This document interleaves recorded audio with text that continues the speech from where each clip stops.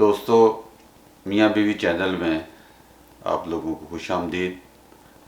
آج ایک نئے پروگرام کے ساتھ آپ کے سامنے حاضر ہیں۔ السلام علیکم۔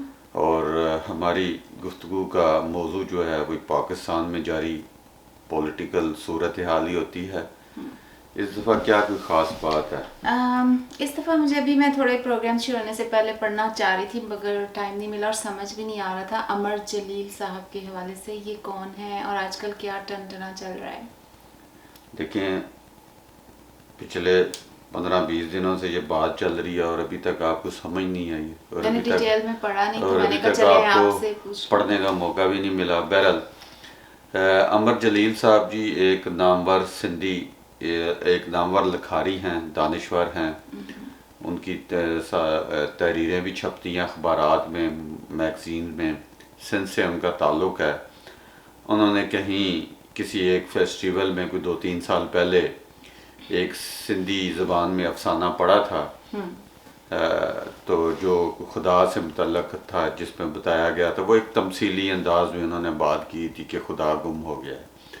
وہ اگر آپ افسانہ پڑھیں تو آپ کو اندازہ ہوگا کہ کیا ہے، مگر وہ یہ ہے کہ اس کا غلط مطلب نکالا گیا۔ مسئلہ یہ ہے کہ سندھ میں جاری جو صورتحال ہے اس سے ہماری اسٹیبلشمنٹ بہت زیادہ تنگ ہے۔ آج ہی ہمارے ایک دوست ہیں حسن مجتبیٰ، انہوں نے یہ بات لکھی ہے کہ ISI کے جو بندے ہیں وہ سندھ کے ہر ضلع میں بیٹھے ہیں اور مولویوں کو ابھار رہے ہیں، اور وہ اس طرح کی جو بھی کوئی ادیب یا شاعر یا کوئی لکھاری اس طرح کی کوئی روشن خیالی کی بات کرتا ہے یا کوئی جس سے کوئی شعور آنے کی بات کرتا ہے، عوام میں پیدا ہونے کا شعور، ڈر پیدا ہوتا ہے، تو اس کے خلاف وہ ایک پروپیگنڈا مہم شروع کر دیتے ہیں۔ اور اسی کی اب ان لوگوں کو نہ تو ادب کا پتہ ہے اور نہ کوئی افسانہ نگاری، نہ کوئی ان کو پتہ ہے کہ یار یہ کیا کس طریقے سے بات ہوتی ہے۔ وہ ان کو نشانہ بنانے کے لیے ان کے اوپر توہین رسالت کا الزام لگا دیتے ہیں، توہین مذہب کا الزام لگاتے ہیں، اور آج کل یہ سب سے زیادہ آسان طریقہ ہے توہین مذہب کا الزام لگا دینا کسی بھی بات پہ۔ اور جو ہماری قوم ہے یا پاکستانی قوم ہے، اس کو اس بات سے کوئی غرض نہیں ہوتی کہ توہین رسالت کیسے ہوئی ہے، کیا ہوئی ہے، واقعی اس نے یہ الفاظ کہے ہیں، اگر کہے ہیں تو کیا ان کا یہی مطلب ہے۔ وہ اس چیز سے پر کوئی غور نہیں کرنے کو تیار نہیں ہوتے، بس ایک ہجوم اکٹھا ہوتا ہے اور ہجوم ہی فیصلہ کرتا ہے کہ اب اس کا کیا کرنا ہے۔ تو حسن مجتبیٰ نے یہی لکھا ہے کہ یہ ان کو نیچے لگانے کے لیے یا اپنے زیر اثر کرنے کے لیے اس طرح کے الزامات لگاتے ہیں، پھر انہی سے معافی، اپنا لکھا ہوا معافی نامہ دیتے ہیں، اور وہی معافی نامہ پھر پڑھواتے بھی ہیں۔ جیسے پچھلے سال ایک سندھ کی ایک روشن خیال پروفیسر تھیں، سندھ یونیورسٹی کی پروفیسر عرفانہ ملا، ان کے خلاف بھی یہی مہم چلی تھی۔ وہ بیچاری بھی معافی مانگ کے اب خاموشی سے بیٹھی ہیں۔ تو یہ صورتحال ہے۔ یہ کافی مطلب سمجھنا چاہیے، باشعور ہونا چاہیے، بالکل بھیڑ جال، بالکل جس طرح کہنا چاہیے کہ بغیر سنے، بغیر تحقیق کیے آپ لوگوں کے پیچھے ڈنڈا اٹھا کے پڑ جاتے ہیں، اور اس میں سچ بھی کچھ نہیں ہوتا ہے۔ یہ نہیں ہوتا کہ سچ ہوتا ہے، اس کو دیکھیں، جانچیں، اور پھر آپ کسی کو اس کا بنائیں ذمہ دار۔ بس وہ ایک جذباتی فضا بنا دی ہے۔ ویسے دیکھا جائے تو پرٹیکولر لوگوں کو جن سے ان کی مخالفت ہوتی ہے صرف اسی پہ یہ الزام لگاتے ہیں۔ ابھی پچھلے دنوں عورت مارچ پہ میں نے ایک لڑکے کو دیکھا تھا جو کہ قرآن کی آیات کو غلط کوٹ کر رہا تھا، لیکن شاید آپ کی نظروں سے وہ ویڈیو بھی گزری ہو، اس کو تو کسی نے کچھ نہیں پوچھا، اسی مجمع میں وہ پڑھ رہا تھا اور غلط کوٹ کر رہا تھا، ترجمہ بھی غلط۔ میں کہنا یہ چاہ رہی ہوں کہ مولویوں کا نمائندہ، وہ مولویوں کا نمائندہ ہوگا یا ان قوتوں کا نمائندہ ہوگا جو اس عورت بات کے خلاف ہیں، تو مولوی جو کچھ مرضی کر لے، اس کو تو اس وقت تک کچھ نہیں کہا جا سکتا جب تک وہ اسٹیٹ کو چیلنج نہ کرے۔ اگر آپ سے ہو سکا تو میں آپ کو وہ کلپ بھیجوں گی، آپ اس میں ایڈ کر سکتے ہیں۔ نہیں، اس کو رہنے دیں۔ لیکن جو آپ جن کے خلاف ہیں، جیسا کہ انہی کو آپ نشانہ بناتے ہیں تاکہ زور اسی پہ چلتا ہے آپ کا۔ یہی ہے نا، دیکھیں نا، جو ریاست جو کچھ کر رہی ہے، جیسے وہ مولویوں کو سپورٹ کرتی ہے، طالبان کو سپورٹ کرتی ہے، اگر آپ طالبان کی مخالفت کرتے ہیں یا مولویوں کی جو غلط کاموں کی آپ مخالفت کرتے ہیں، یا پھر ریاست کی اوپر جو جبر جن لوگوں نے جن قوتوں نے ڈالا ہوا ہے، آپ ان قوتوں کے خلاف بات کرتے ہیں، جی، تو پھر اس کا لازمی نتیجہ اسی طرح کا نکلتا ہے جیسے عمر جلیل کو نشانہ بنایا جا رہا ہے. اور جیسا کہ اغوا کر رہے ہیں اور اس طرح سے لوگ کھل کے اپنا مشاہدہ یا اپنا تجزیہ نہیں پیش کر سکتے، یہ بھی ایک ظلم ہے کہ آپ ان کی آواز کو بند کرنا چاہتے ہیں زور کے. وہ ہے، وہ دیکھیں نا بلوچستان میں اتنے لوگوں کو انہوں نے اغوا کر لیا ہے، وہ ذرا کوئی آواز اٹھانے کی کوشش کرتے ہیں یا کوئی اپنے حق کی بات ذرا کوئی کرنے کی کوشش کرتا ہے. بلوچستان میں ہزاروں لوگوں کو، نوجوانوں کو انہوں نے اغوا کیا ہے، خیبر پختونخوا میں اغوا کیا ہے، سندھ میں اغوا ہو رہے ہیں لوگ. تو یہ جو صورتحال ہے نا، ابھی یہ کل پرسوں ہی میں ذکر کر رہا تھا کہ امریکہ نے جو دفتر خارجہ ہے اس نے ایک رپورٹ بھی جاری کی ہے جس میں پاکستان میں جو انسانی حقوق کی صورتحال ہے اس پر بڑی گہری تشویش کا اظہار کیا ہے. اور انہوں نے بتایا ہے کہ ریاستی ادارے جو ہیں وہ ریاستی ادارے یعنی کہ قانون نافذ کرنے والے ادارے جن میں ایجنسیاں بھی ہیں، پولیس والے بھی ہیں، یہ سب مل کے اپنے مخالفین کو، سیاسی مخالفین کو حراست میں لے لیتے ہیں، غیر قانونی جو ہے نظر بندی یا غیر قانونی حراست میں لیتے ہیں، غائب کر دیتے ہیں. ان کے خلاف عدالت میں کوئی مقدمہ نہیں ہوتا، نہ لواحقین کو پتہ چلتا ہے. تو اس طرح کی جو واقعات ہیں نا، اس میں بہت زیادہ اضافہ ہو چکا ہوا ہے اور ان میں اضافہ ہو رہا ہے. گویا کہ جو عوام اپنا پیٹ کاٹ کے بجٹ کا ایک باقاعدہ بہت بڑا حصہ دیتی ہے ان لوگوں کو، وہ لوگ صرف یہی کام کر رہے ہیں. ہاں جی، ان کو لیے وہ اور پیسے مانگنا چاہتے ہیں نا. اب جو سوال ان کے اٹھاتا ہے کہ جی یہ پیسے آپ کیا کرنے ہیں، اتنی کیا ضرورت ہے، اور اگر کوئی کام جیسے نہیں بس وہ کام ہاں. یہی ہے جو آپ نے 23 مارچ کو کرتب دیکھے ہیں نا، وہ سارے پیسے ان کرتبوں پر لگ جائے. کبھی وہ ترکوں کی نقل کرنا چاہتے ہیں اور کبھی وہ کچھ بننا چاہتے ہیں، اپنی تو کوئی ہے ہی نہیں. آئی تھنک نہیں، ہماری تو ہے ہی نہیں، ہم تو کچھ بھی نہیں، ہماری تو شناخت ہی کوئی نہیں ہے. پہلے ہماری شناخت عرب تھی، اب اس سے چونکہ ہماری ترک بن گئے، وہ لڑائی ہو گئی عربوں سے، تو اب ہماری شناخت اب ہم نے ترکوں میں ڈھونڈنی شروع کر دی ہے.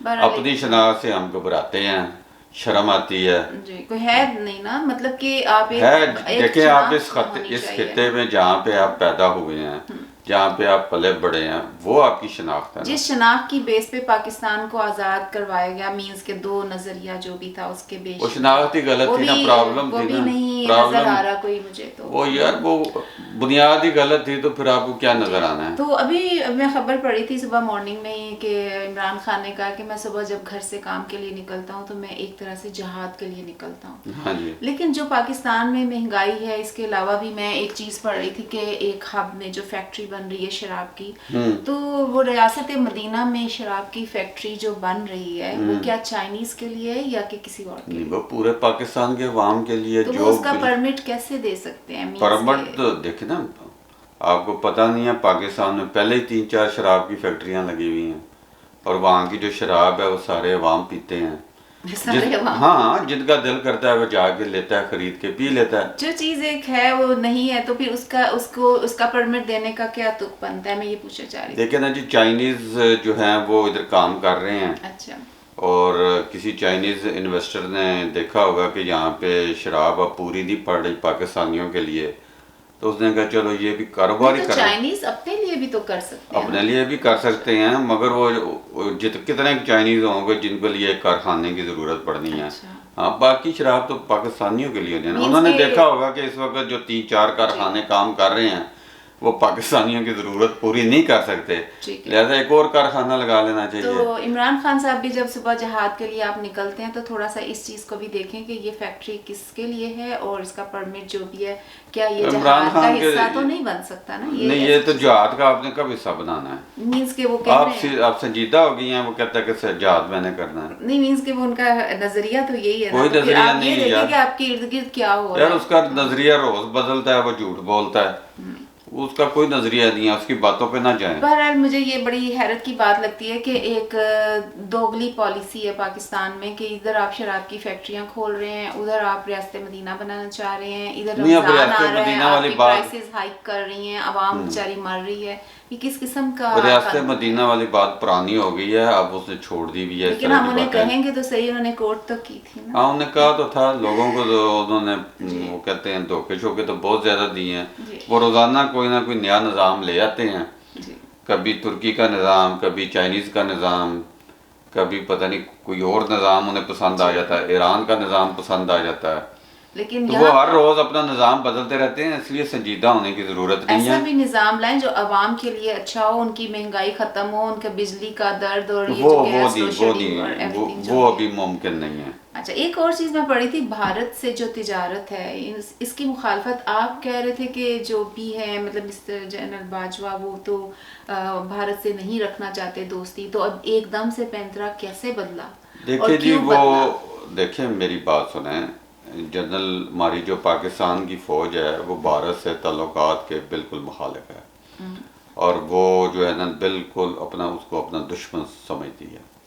مگر مسئلہ یہ ہے کہ یہ جب اقتدار میں آتے ہیں، جیسے جنرل مشرف اقتدار میں آیا تو اسے یہ سمجھ آئی کہ یار یہ بھارت سے تعلقات بنائے بغیر ہم اس خطے میں رہ نہیں سکتے، تجارت کرنی ہے، دوستانہ تعلقات بنانے ہیں، تب بھی ہماری کوئی جو ہے نا ملک کی جو اکانومی ہے وہ کوئی بہتر ہو سکتی ہے، اور ملک کی اکانومی اسی وقت بہتر ہو سکتی ہے جب آپ کے تمام ہمسایوں کے ساتھ اچھے تعلقات ہوں، دوستانہ تعلقات ہوں۔ دوستانہ تعلقات کا مطلب یہی ہوتا ہے کہ دو طرفہ تجارت ہو، آپ کے یہاں جو چیزیں بنتی ہیں آپ دوسرے ملکوں کو بیچیں، یا جو انڈیا سے جو چیزیں آپ کو سستی ملتی ہیں وہ وہاں سے منگوائیں۔ مگر وہ پھر فوج کے اندر ایک ایسا طبقہ ہوتا ہے جو اس کے مخالف ہوتا ہے۔ اچھا اسی طرح جنرل باجوہ چونکہ اب اقتدار میں ہیں، اصل چیف ایگزیکٹو تو وہی ہیں، وہ عمران خان تو ایک پتلی کے طور پہ انہوں نے رکھا ہوا ہے، تو اس کو یہ احساس ہو گیا تھا، اور ویسے بھی بیرونی دنیا نے پاکستان پہ اتنی معاشی پابندیاں لگا رکھی ہیں کہ اب ان کی چیخیں نکلنا شروع ہو گئی ہیں، اور آرمی کے اپنے خرچے پورے نہیں ہو رہے، کہیں سے آمدنی ہو نہیں رہی، کوئی پیسہ مل نہیں رہا، گھاٹے میں جا رہے ہیں۔ گھاٹے میں کیا جانا جی، کاروبار وہ کرتے نہیں ہیں جو گھاٹے میں جائیں، وہ تو پیسے لیتے ہیں اور اڑا لیتے ہیں۔ تو اسی طرح وہ چائنا پہلے کچھ 2-3 ارب روپے دے دیے تھے، اب وہ چائنا بھی اس طرح پیسے نہیں دیتا جس طرح مغرب پیسے دیتا تھا، امریکہ پیسے دیتا تھا۔ اب ان کو کسی کام نہ کرنے کی کوئی عادت نہیں، کام کرنے کی کوئی عادت کوئی نہیں ہے، اب تک مفت کے یہ کھاتے آئے ہیں، اور جب ہر طرف سے امداد بند ہوئی ہے تو اب پرابلم شروع ہو گئی تو ہے۔ کیا بھارت بھی چاہتا ہے کہ استوار کرے؟ ہاں، بھارت تو چاہتا ہے، وہ کیوں چاہتا ہے؟ وہ تو چاہتا ہے کہ وہ تو طاقتور آلریڈی پاکستان کی نسبت ہے۔ وہ دیکھے نا اس طاقتور وہ کیسے بنا ہے، نہیں، وہ کیوں اس پاکستان ملک کے دیکھے نا، وہ پاکستان سے اس لیے چاہتا ہے، ایک تو اس کی اکانومی ترقی کر رہی ہے، اکانومی ترقی کرنے کا مطلب یہ ہوتا ہے کہ وہاں پہ پروڈکشن بہت ہو رہی ہے، وہ پوری دنیا کو چیزیں ایکسپورٹ کرتا ہے، تو پاکستان بھی اس کے لیے ایک منڈی ہے، وہ پاکستان ہے۔ پھر دوسرا یہ ہے کہ وہ پاکستان کے ذریعے سینٹرل ایشیا جو ہے، جسے وسطی ایشیا کہتے ہیں، ان ممالک میں وہ تجارت اپنی کر سکتا ہے، بڑھا سکتا ہے۔ جیسے امریکہ اپنی تجارت کے لیے مختلف ملکوں سے اتحاد بناتا ہے، اسی طرح انڈیا بھی اپنے مختلف ملکوں سے تجارت کے لیے رستے بھی تلاش کرتا ہے، رستے بناتا بھی ہے، اور واگا کے ذریعے اور افغانستان کے ذریعے سینٹرل ایشیا جانا ایک سب سے آسان اور چھوٹا اور کم خرچ روٹ ہے، جو اگر پاکستان کے ساتھ صلح ہوتی ہے تو یہ ایک بہت اچھی بات ہے، اور اس میں پاکستان کا بہت زیادہ فائدہ ہے کہ جب پاکستان کے ذریعے وہ راہداری کے عوض جو ہے وہ بہت سارے پیسے بھی کما سکتا ہے، لوگوں کو روزگار بھی مل سکتا ہے، اور ایک اکنامک ایکٹیویٹی شروع ہو سکتی ہے۔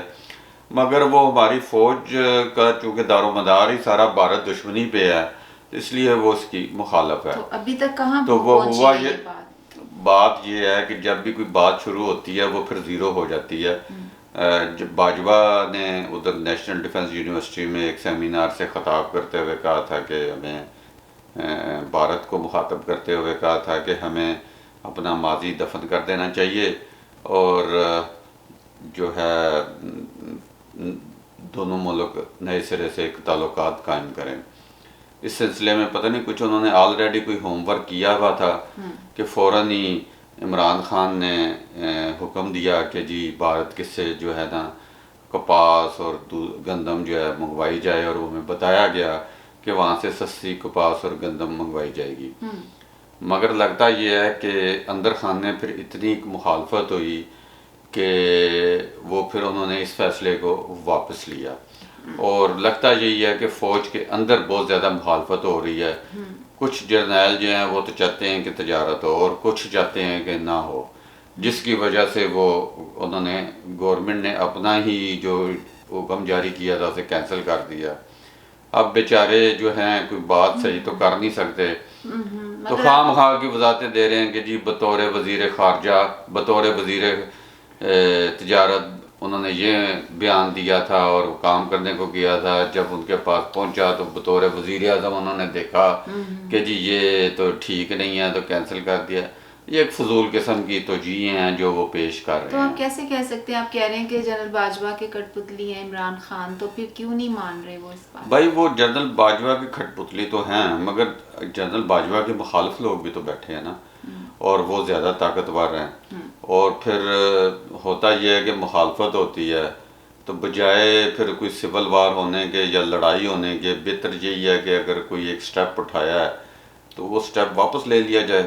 کوشش جاری رکھیں گے, یہ کوشش ہر دور میں جاری ہوتی ہے, کوشش کی جاتی ہے مگر یہ پھر ختم ہو جاتی ہے. دیکھتے ہیں اس کا حل کیا, اور کیا کس چیز پہ آ کے یہ بات ختم ہوتی ہے, اچھی ہے یا بری ہے, اس کا نتیجہ کیا ہے. اچھا, آپ نے اور تو نہیں کوئی بات رہ گئی؟